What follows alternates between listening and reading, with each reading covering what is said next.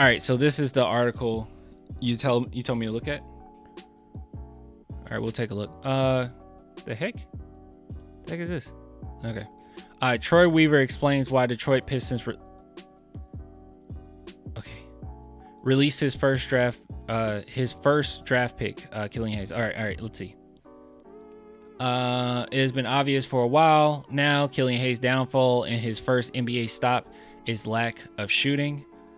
I would also like to bring up that Killian Hayes, it seems like what he would do best is be a playmaker, and he's a good defender, decent defender, but he doesn't really have any players to play make to like that. I don't know. I feel like the Pistons did a phenomenally bad job at drafting. I did not understand any of their draft picks over the past 3-4 years. I don't know what they were thinking. Let's see. Weaver was frank Friday in the news conference when discussing why the Pistons requested waivers on the 6'5" guard rather than carrying him into the offseason when he was set to become a restricted free agent if Detroit picked up his qualifying offer. All right, what's up? He has size, a versatile defender, playmaker with the ball. Yep, I agree with all that. It didn't work because of his shooting. He never got his shooting. The guy can really defend. We've seen his playmaking ability, but if you're a guard in the NBA, you have to make shots. The further away you are from the basket, the more skilled you have to be. The closer to the basket, the less skilled you can be. If you're a guard, you have to make shots. Okay, I could be completely off on this, and I'm going to fact check myself. But didn't Killian Hayes get better at shooting recently? Or he started to look a little bit better? Or am I off on this? I might be off. I don't know. We'll see. Let's go to game logs.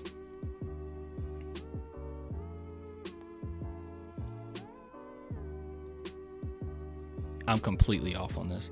Well, no, he barely shot. He didn't shoot at all, actually. What the heck was I thinking? Yeah, I'm thinking of another player. Yeah, I'm definitely thinking of another player.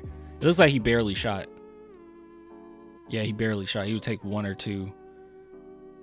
I don't know. I don't think he's that type of player anyways. I'm glad that that's the answer and it isn't like he's like his character sucks or something. I mean, at least that's good. I've talked to Killian ad nauseum about that, improving his shooting. That's ultimately why he wasn't a successful player he needed to be.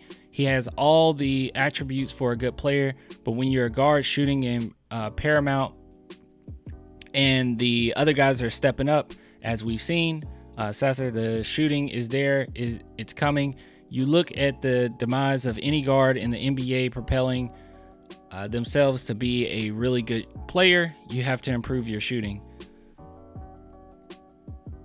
Is it possible that the Pistons just suck at developing players? Is that a possibility? Is it a possibility? I don't know. I think it's a possibility. That could be it too. Just the fact that they suck it. I don't know. Look, yeah, okay. Shooting's bad. I get all that. But as far as playmaking ability, it's pretty up there.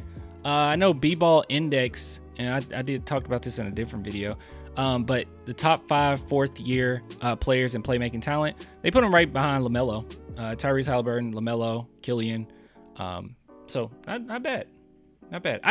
Like I said, I don't think you go after Killian Hayes with the mindset of, okay, as fans, okay, as a Spurs, I don't know, but as fans, I don't think we go into it with the idea, oh, this is a forever thing. Not necessarily, okay? I just think if you were to bring in Killian Hayes, he comes in, you try to develop him the best you can. I don't know if he'll be okay with a 2-way contract. I'm assuming he would not be.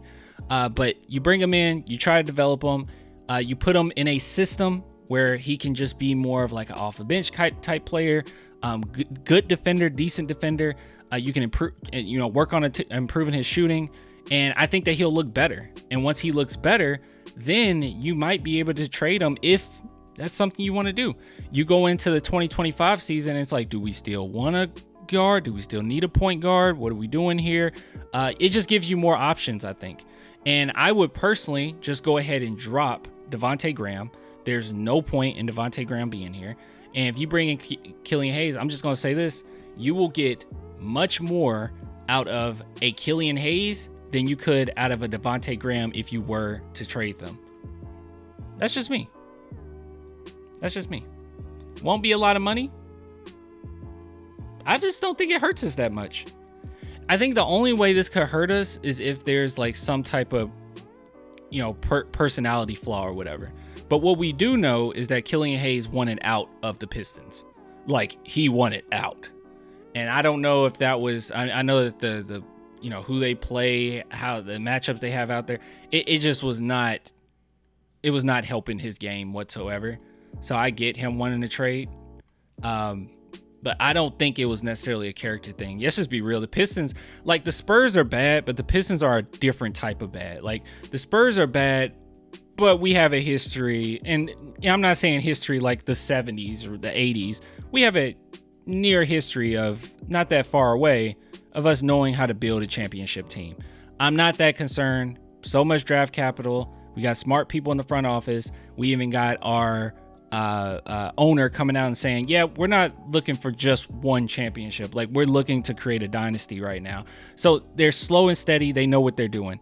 But with the Pistons, it's a different type of bad. Not only are they bad as far as record wise and team wise, but I don't know what direction they're going in. The last 4 years just seems so off. It's just so off. Just grab the best guard available. It's like, okay. Let's see. His dad is a former pro basketball player, so he's been around the game all his life. He has a really competitive spirit. That's the biggest trait we looked for. I said in the press conference that we want competitive guys. He's extremely competitive. He's been a pro for a while, since he was 16. So I think his learning curve may be a little faster than a normal rookie in the States. Who are we talking about? Oh, this is okay. This was in 2020. Okay. I don't know. Maybe the Pistons just suck at developing. I mean, seriously. Brother, you can't be real. Oh, wait. Are we talking about me? You're not talking to me. Who are you talking to? Nah, Sebastian ain't talking to me. So me and Sebastian, we usually agree. Oh, you talking to Texas. He said fire right. Dude, Texas does this all the time. He does this all the time. Yeah, no, Texas does this all the time. Every time he comes in, he's like, hey, fire this player. I don't know. Texas, since when players have like bad games or bad stretches or whatnot, and they look bad, you want like everybody traded. Do you think we should trade Victor Wembanyama? I think we should, actually. I think it's time to trade him. Pistons are bad at developing. That's what I say. So, look, I get it. Has he been bad? Sure. But then I just contextually, it's like I can't get a good grasp of how good Killian Hayes actually is because he's with the Detroit Pistons. It's like what do you do? You're with the Pistons.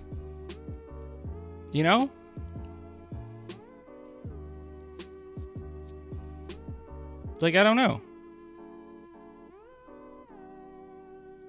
I think Trey Jones would look bad with the Trey Jones looked pretty decent with the Spurs, but like I think Trey Jones would look bad with the Pistons. It's just no systems. I think he'll look pretty bad.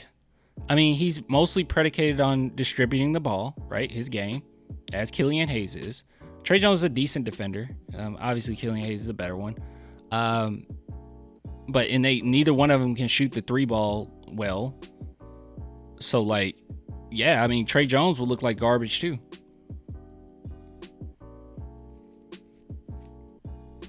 Ivy and Duren improved, though. Killian became worse. Okay, well, I guess that's a fine point with Ivy for sure. I always felt like Ivy's talent level was slightly higher than Killian's. And that might just be mean to say, but I just kind of felt that way. As far as Duren is a rim runner. It's like it's tougher for a guard to get better, especially a point guard to get better in the NBA. And especially if you don't have like those pieces. If you're predicated off of distributing the ball and you don't have those pieces to distribute to, you're going to look bad. And with Duren, he would kind of just fit with any team. He's a rim runner. Like that's what he is. I I mean, I've seen Jalen Duren. I don't think that he's like, I don't know, developing into like a Tim Duncan or nothing like. He's a rim runner. It's very similar to like, even I've brought this up before, but like Sohan, right? Like Spurs fans were so quick, which they laid off. Thankfully, they laid off a little bit, but just like Jeremy Sohan, right? Jeremy Sohan wasn't necessarily lighting the world on fire this season thus far. He just hasn't been necessarily. Like every now and then he has some good showing statistic wise, but like I told you, and like I'm very adamant about, his defense is what keeps him in the game. He can distribute the ball, but because he doesn't have really those pieces around him to amplify their games, this is what we get when it comes to Sohan. I mean, if Boris Diaw was on this team right now, Spurs fans would be like, he's not that good, because he doesn't have those players. Like, that's his role. That's what makes him better, if he has other players he can distribute to. And right now he doesn't. So I don't know. Maybe the same thing with Killian a little bit. Duren is your typical athletic big. Yeah, that's how I feel. It's like, yeah, he's a good player. Okay, he is good, but he's a rim runner. I'm not gonna sit there and say what Jalen Duren was able to improve his rim running. Killian Hayes, why can't you improve your, I don't know, distributing ability? I don't know. Every now and then he can. He'll put up like pretty good assists.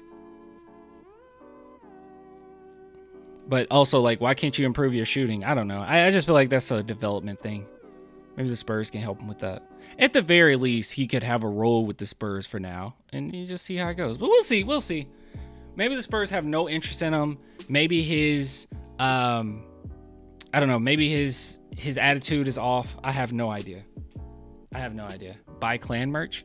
Oh, that is actually a good idea. You guys should do that. You should head on over to clanthemerchfan.com and get yourself some merch. I actually got to finish up 2 orders. Well, it's 1 order, but it's 2 items. So first come, first serve. Yeah, guys, come on. Get yourself some merch. I do it all from home. Buy it all. Yes, buy it all. Exactly. Texas. Yes, buy it all. Buy all of it. Buy all. We got so many different things. And I have a Cricut here, so I'll be able to start back up the stickers. We were doing a lot of stickers before. Right now I don't have any out, but hey, if you guys want to support with the merch, do that. I'll start up the stickers sometime in March, I think. But yeah, good stuff.